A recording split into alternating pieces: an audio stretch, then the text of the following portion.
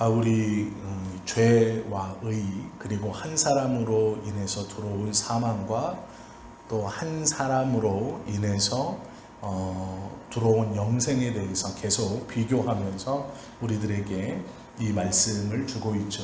로마서 5장 17절에 있는 말씀은요, 이 죄와 의에 대해서 교리적으로 가장 잘 설명해 주고 있는 그런 말씀입니다. 어떻게 한 사람 때문에 죄가 왕노릇하게 될 수 있고, 또 어떻게 한 사람 때문에 영생이, 생명이 또 왕노릇할 수 있는가에 대한 설명을 하고 있죠. 5장에서는 사망, 생명, 죄와 의, 이 네 가지를 두 가지씩 비교해 가면서 한 사람 그리고 한 분이라는 단어를 통해서 서로를 대조적으로 타락과 구원에 대한 말씀을 주시고 있습니다. 한 사람의 범죄로 인하여 사망이 그 한 사람으로 왕노릇하였다라고 말하죠. 한 사람의 강조점을 두고 있죠. 이 출발은 한 사람으로 시작되었다. 특별히 우리는 이 로마서를 통해서 그 한 사람의 범죄가 언약을 받은 당사자, 그래서 부부라고 하지 않고 어떤 누구 이렇게 하지 않고요, 언약을 받은 당사자이기 때문에 한 사람 이렇게 얘기하는 겁니다. 선악을 알게 하는 나무의 실과는 하와가 먹고 아담에게 주었지만, 하나님께서 언약을 맺은 당사자와 그 언약이 파기됨으로 죄가 들어왔고, 그 죄에 대한 결과로 죽음이 모든 이에게 왕노릇했다. 그것을 보면 아담 이후의 모든 사람도 선악과를 먹은 죄를 행하진 않았지만, 아담의 아래에 있어 그 한 사람의 아래에 있어서 모두 다 그 한 사람의 죄의 결과, 즉 죽음에 대해서 모두 지배받고 있다. 이렇게 말씀을 드렸죠. 그것을 보면 모든 사람들이 아담 아래, 아담의 후손으로 있다는 것을 부인할 수 없다. 이렇게 말씀을 드렸습니다. 아담 안에서 우리가 죄인이 되었고, 어떤 사람도 그 아담의 죄, 즉 아담에서 벗어날 수 있는 사람이 없는 것이죠. 우리가 어떻게 한 사람의 후손임을 알 수 있느냐라고 묻는다면 이 성경의 이야기를 그대로 해주시면 됩니다. 어떻게 아프리카 사람이, 어떻게 서양의 사람이, 어떻게 동양의 사람이 조상이 아담 하나라고 너희가 말할 수 있느냐라고 물으면, 이 죄에 대해 한 사람으로 말미암아 죄가 들어왔고, 그 죄가 들어와 사망이 모든 사람에게 왕노릇하고 있다. 우리는 모든 사람이 죽음 가운데 자유롭지 못하다는 걸 통해서 그 한 사람과 엮여 있고 그 아래에 있다는 것을 인정할 수 있다라고 설명해 주면 된다라는 것이죠.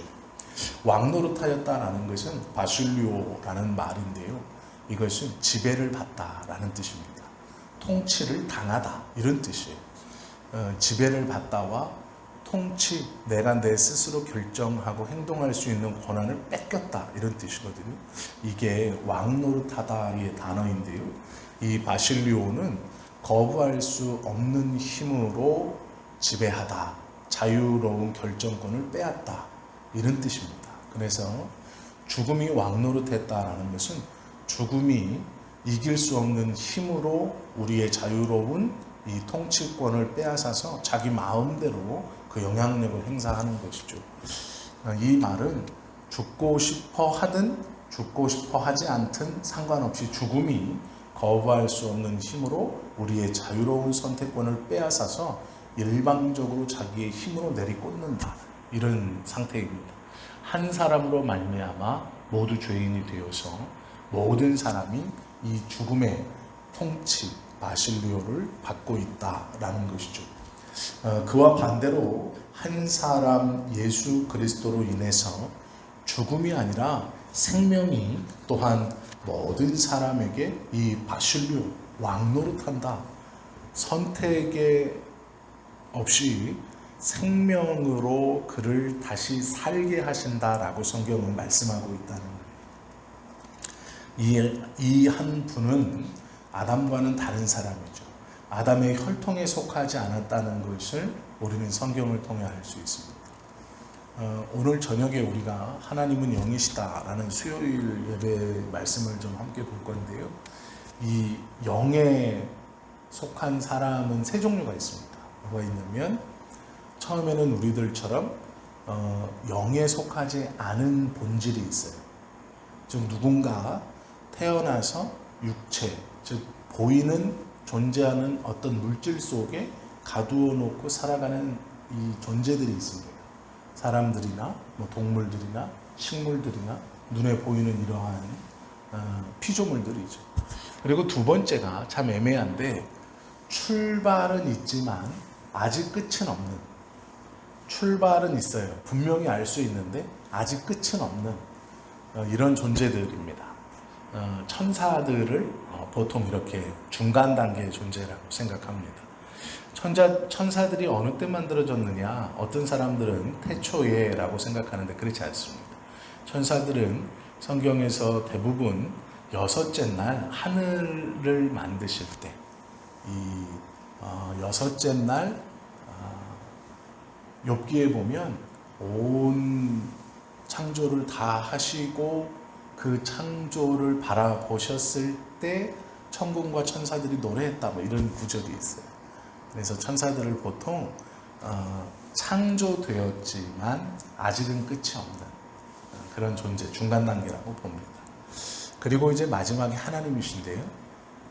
알파, 시작과 끝을 혼자서 계신 분이에요. 즉 천사는 알파가 없어요. 왜냐하면 자기들 스스로 존재한 게 아니라 창조된 시점이 있기 때문에 알파, 시작이라는 게 이 사람들의 기준이 아닌 게 천사들이에요.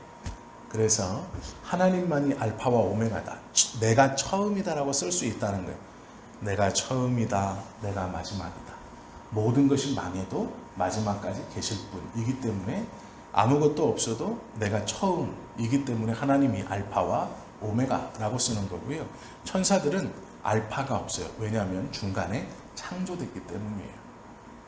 오메가는 있겠죠. 우리도 마찬가지로 창조되었지만 끝이 있기 때문에 오메가가 있는 거예요. 그런데 가만히 보면 우리도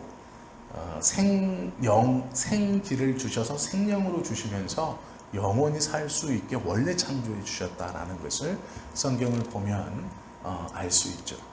이것처럼 예수님을 생각할 때 예수님이 왜 동정녀 마리아에게서 나셨다라고 하면서 동정녀, 즉 남성을 가까이 하지 않은 여성을 강조하냐면 다르다라는 것을 보여주기 위해서예요. 아담은 하나님이 만드셨죠. 그리고 인간을 대표했습니다. 한 분이라고 하는 이 두 번째 인자라고 부르는 예수님은 사람이 만든 것이 아니죠. 즉 남자와 여자의 결합을 통해 태어난 아담의 죄 아래 있는 아담의 혈통을 따르지 않았다는 거예요. 그래서 그거에 대한 이 설명으로 동정녀를 강조하고 있는 거예요. 그래서 예수님을 동정녀 탄생을 부인하면 예수님이 아담의 아래에 있게 되는 거예요. 그러니까 이분은 죄 아래에 태어나신 분이기 때문에 구세주가 될 수 없어요. 그래서 동정녀 탄생을 중요하게 여기는 겁니다. 아담의 후손에 있지 않다. 태어날 때부터 이 아담의 후손으로 태어난 것이 아니다. 그래서 동정녀를 강조하는 겁니다. 성령께서 그의 태를 보호하셨고 잉태케 하셔서 이 처녀인 마리아의 뱃속에서 완전한 사람으로 자라게 하시고 나게 하셔서 하나님과 천사들에게 사랑을 받으며 자랐다. 성경은 이렇게 말씀하고 있거든요. 성경은 이 예수님에 대해서 성령의 권능으로 동정녀의 몸에서 태어나셨다. 그리고 뭐라고 딱 수정을 말하냐면 요한복음 1장 14절에 보면 말씀이 육신이 되셨다 이렇게 말하고 있어요. 남성과 여성의 어떤 관계를 통해서 태어났다 이렇게 말하지 않고요. 왜 그러냐면 죄, 죽음의 왕노릇하는 그 지배를 받지 않은 분이라는 것을 암시하고 그걸 처음부터 분리시키기 위해서 똑같은 사람처럼 태어나지 않았다. 그래서 성경은 계속 말씀이 육신이 되셨다. 성령의 권능으로 동정녀의 몸에서 나셨다. 이 죽음의 지배를 받지 않고 첫 번째 사람인 아담의 후예가 아니다. 이것을 계속 강조하는 거예요. 그래서 동성녀 탄생을 중요하게 여기고 이 사도신경의 신앙의 고백에도 예수님에 대해서 고백할 때 동정녀라는 말을 꼭 집어넣는 겁니다. 사람 밑에 사람의 영향, 즉 죽음이 왕노릇하는 그 권위 아래 있지 아니한 분, 그렇기 때문에 구세주가 되는 거예요. 영원한 생명, 이런 것이죠. 예수님을 볼 때 어떤 분들이 이제 지금은 이단으로 치부되지만 한때 어떻게 생각했냐면 하나님은 사람이었다고 생각해요. 사람이었는데 예수님이 사람이었는데 하나님의 선택을 받아서 어느 날 자기 안에 신비한 능력이 생깁니다. 그걸 깨달아요.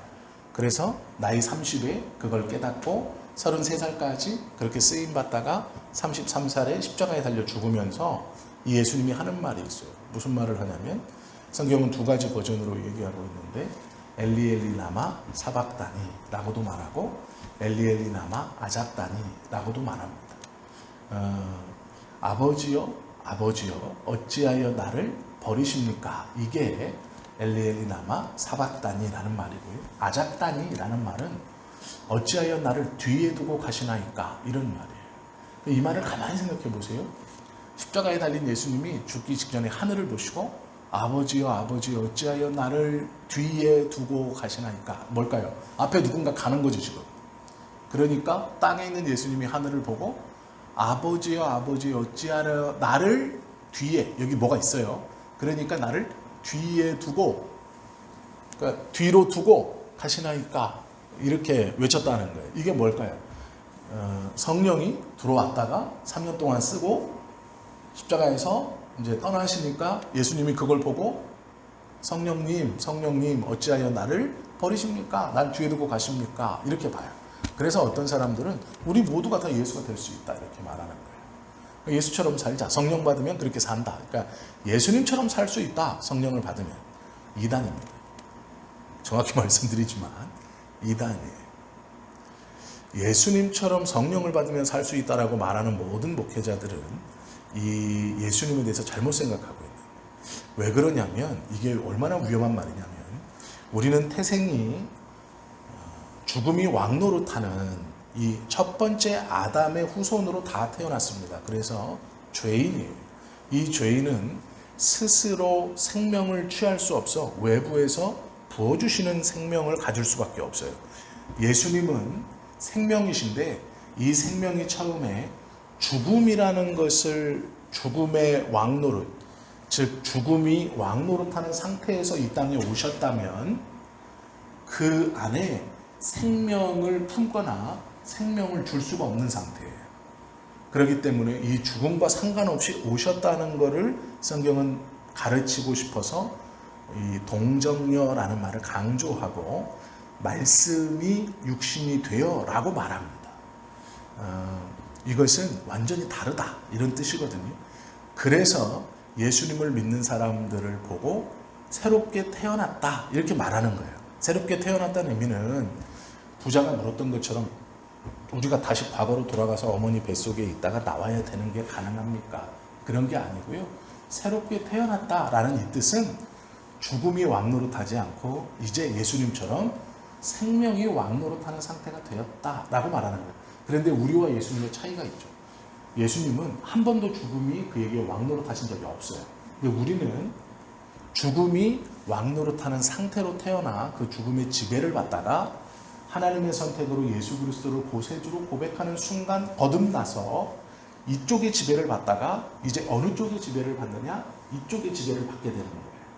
그래서 새롭게 태어났다, 완전히 거듭났다 라고 말하는 거예요. 죽음이 왕노릇하지 않는다라는 것이죠. 그런데 우리는 죽음이 한때 우리에게 왕노릇했고 우리는 그 죽음의 아래에 있었죠. 즉 아담의 후손으로 죽음이라는 것에 복종하면서 지배를 받으면서 왔단 말이에요. 그렇기 때문에 육신적 죽음을 벗을 수 없는 거예요. 예수님하고 그게 다른 거예요. 그래서 예수님 성령을 받으면 예수님처럼 산다라는 건 우리는 할 수 없어요. 출생이 다르기 때문이에요. 출발이 틀려요. 그래서 다른 게 아니고 틀려요. 예수님은 맞고 우리는 틀려요. 출발이. 그래서 우리가 어떻게 살 수 있느냐? 성경에서 말씀하고 가르쳐주고 있고 또 성경에서 우리로 알게 해주시는 예수님을 증거하며 사는 거예요. 그래서 증인의 삶이라고 말하는 거예요. 똑같이 살 수 없어요. 성령을 받으면 예수님처럼 살 수 있습니다. 거짓말이에요. 그렇게 살 수 없습니다. 성령을 받으면 예수님을 더 잘 증언하는 거예요. 우리가 깨달은 예수님을 증언하면서 하는 것이고 그 예수님을 증인으로 산다고 성경은 자꾸 얘기하는데 똑같이 살 수 있다? 예수님처럼 살아야 된다? 불가능한 말이에요. 출발이 다르고 지배가 달라요. 거듭났기 때문에 증인으로 사는 거예요. 생명에 대한 증인. 그래서 예수님을 쫓아가는 삶은 바울처럼 예수님을 증언하는 삶을 살아가는다는 의미이지 예수님과 똑같이 살 수 있다? 불가능합니다. 그렇게 살라고 가르치면 안 되는 거예요. 그렇게 살 수 없기 때문에 사람. 그리고 어떤 누구도 그렇게 살 수 없어요. 두 번째 예수님으로 거듭날 수 없기 때문에 그렇다. 그래서 증언하는 삶을 사는 것이다. 예수님은요 육신적으로 이 땅에 오신 게 아니고 영생으로 생명 자체로 이 땅에 오셨어요. 그래서 죽음의 지배를 받지 않고 오셨기 때문에 사람과 다름을 성경은 계속 강조하고 말씀하고 있다. 이것을 조금 우리가 기억해야 되고요. 이렇게 오셔서 하나님이 선택한 백성에게 은혜와 의의 선물을 넘치게 주시는데 선물은 펠리세이아라는 말이에요. 과하다 이런 뜻이에요. 그러니까 하나만 있어도 되는데 2개, 3개, 4개 주신 과한 것. 내가 받았는데 생명을 선물로 받았는데 펠리세이아로 받았대요. 나에게는 하나만 있으면 충분한데 2개, 3개, 4개, 5개를 주시는 분이에요. 넘치도록 부어주시는 분. 이것이 선물의 의미거든요. 이 선물은 예수 그리스도로 말미암아 우리가 받을 수 있다 이렇게 말해요. 그러면서 한 사람과 한 분을 성경은 구분하고 있죠. 이 선물을 받은 사람은요 더 이상 아담의 자손이라고 부르지 않고 완전히 거듭났기 때문에 완전히 새로운 사람. 그래서 아담, 처음 죄를 짓기 전 아담의 상태, 그 상태로 온전히 거듭날 수 있다 이렇게 말하는 거예요. 거듭날 수 있다. 거듭났어요. 그런데 이 거듭난 상태에서 뭘 계속 해가냐면 영화를 위해서 조금씩 성화를 이루어가며 가는 거예요. 단계별로 성화를 이루어가며 마지막 영화까지 영원한 거룩함에 다시 들어갈 수 있어요. 이 상태가 뭐냐? 아담이 죄짓기 전의 상태가 영화의 상태예요. 근데 우리가 거듭나서 중생함으로 이 영화를 향해 가는 출발을 하고 있는 거예요. 우리는 지금 성화를 이루며 가는 삶입니다. 그래서 매일매일 살아가는 날이 과거보다 죄에서 멀어지고 하나님과는 가까워지는 영화의 삶을 통해 가는 성화의 단계에 있는 거예요. 이것이 중생한 자의 삶의 모습입니다. 어떤 이는 이 성화가 조금 더 많이 일어나는 사람도 있고 어떤 이는 조금 더 적게 일어나는 사람들이 있죠. 우리가 착각하는 말씀 중 하나가 이것입니다. 골짜기가 깊으면 은혜가 깊다 이런 말이 있어요. 그래서 어떤 분들은 죄를 많이 져야 하나님의 은혜를 더 많이 받는다 이렇게 생각하기도 합니다. 그런데 그게 아니고요. 성화라는 걸 봤을 때 중생은 성화의 출발이에요. 중생해야 영화를 향해 성화의 길을 갈 수 있어요. 그런데 죄가 깊으면 죄라는 것은 하나님에게서 멀어졌다는 의미거든요. 죄가 많다라는 건 더 많이 멀어졌다는 것이죠. 그래서 이가 중생을 통해 이쪽으로 올 때 성화의 출발, 그러니까 이건 다 똑같다 이렇게 보는 거예요. 성화의 출발은 다 똑같기 때문에 레벨 1, 그러니까 더 지하 20층에서 1층으로 올라온 사람은 19층으로 올라온 거고 지하 3층에서 1층으로 올라온 사람은 2층으로 올라온 거잖아요. 그래서 골짜기가 깊은 곳에 은혜가 깊다 이런 의미예요. 이게 성화를 다 1단계로 봐서 그래요. 레벨 1, 중생하면 성화 1. 그런데 성화는 그렇게 숫자로 이렇게 맺어질 수 있는 게 아닙니다. 그래서 그것을 오해하시면 안 돼요.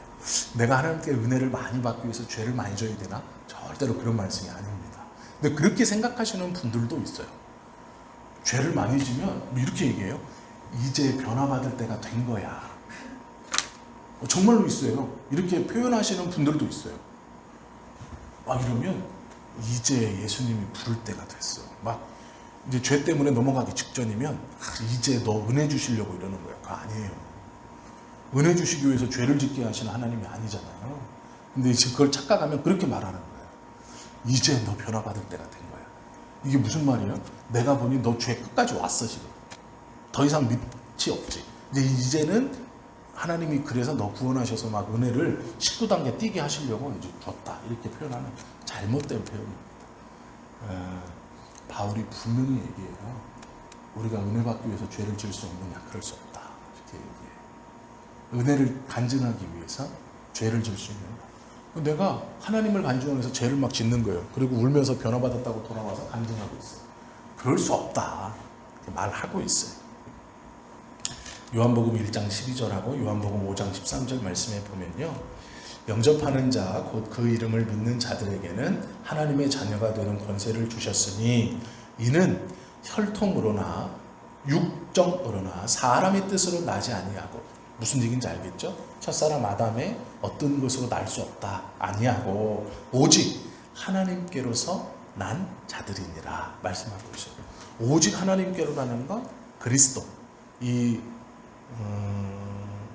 아담의 후손으로 죄가 왕노릇하여서 사망이 바실레이아 통치하는 어떤 게 아니고 완전히 다른 예수님, 이것과는 다른 출발을 가지고 있는 이 예수님, 사망이 왕노릇하지 아니한.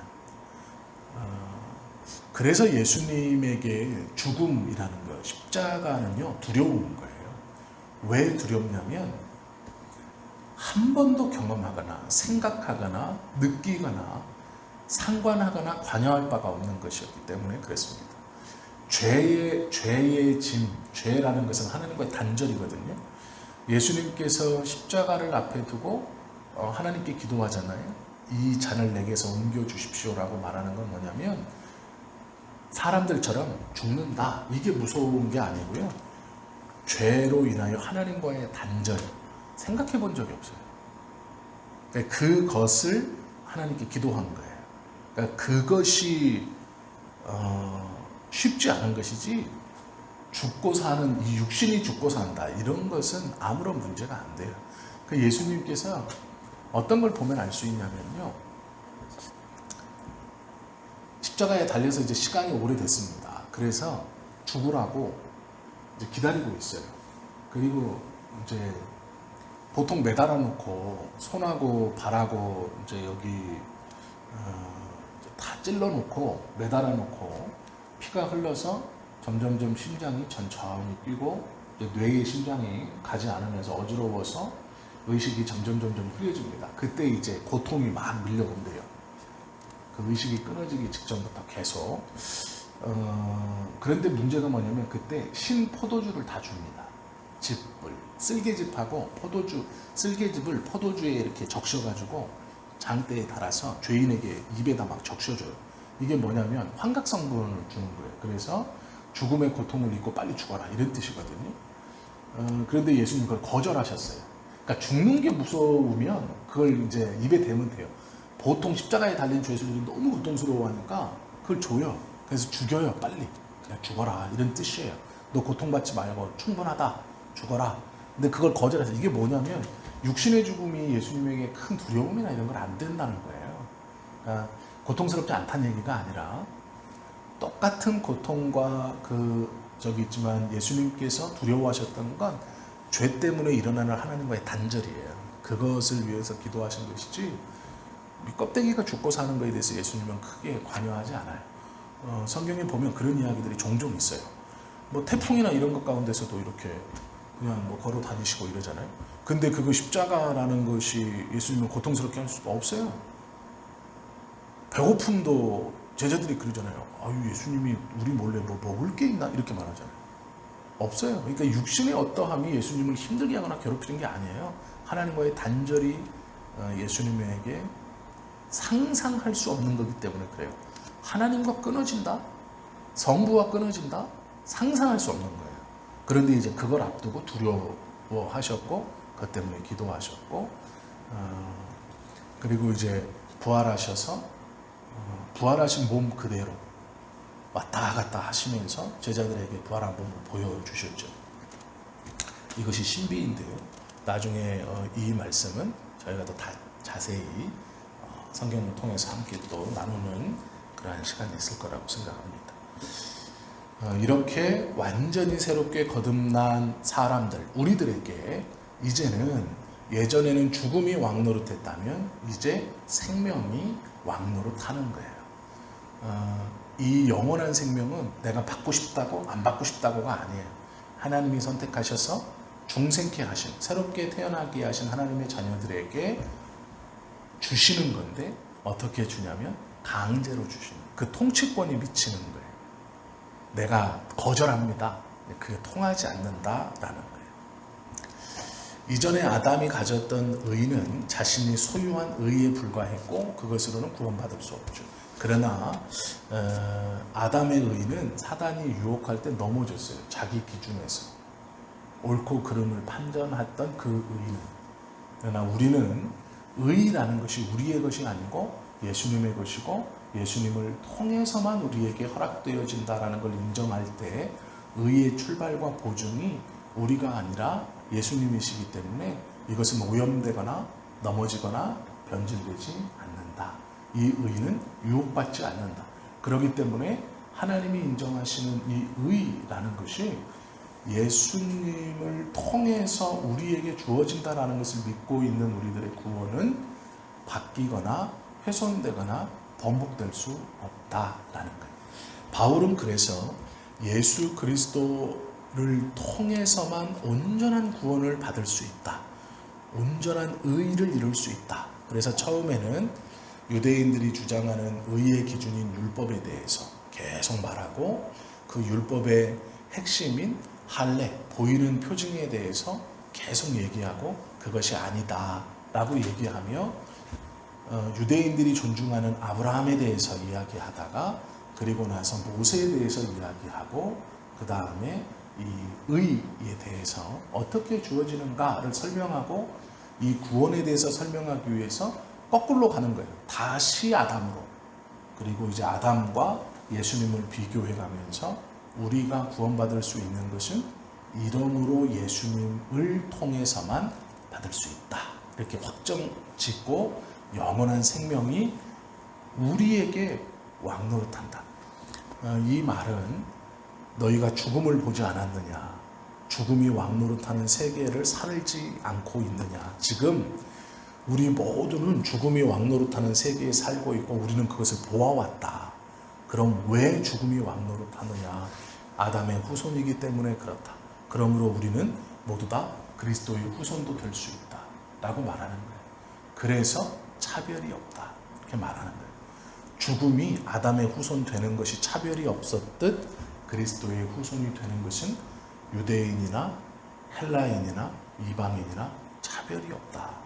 우리가 다 아담의 후손됨에 차별이 없는 것처럼, 죽음이 왕노릇하는 것에 차별이 없는 것처럼 그리스도 하나님의 아들이 되고 자녀가 되는 일에 차별이 없다. 다른 것은 여기서는 죽음이 왕노릇한다는 것이고 여기서는 생명이 왕노릇하는 것인데 죽음은요 단수예요. 근데 여기는 넘치도록 선물로 복수로 주신다.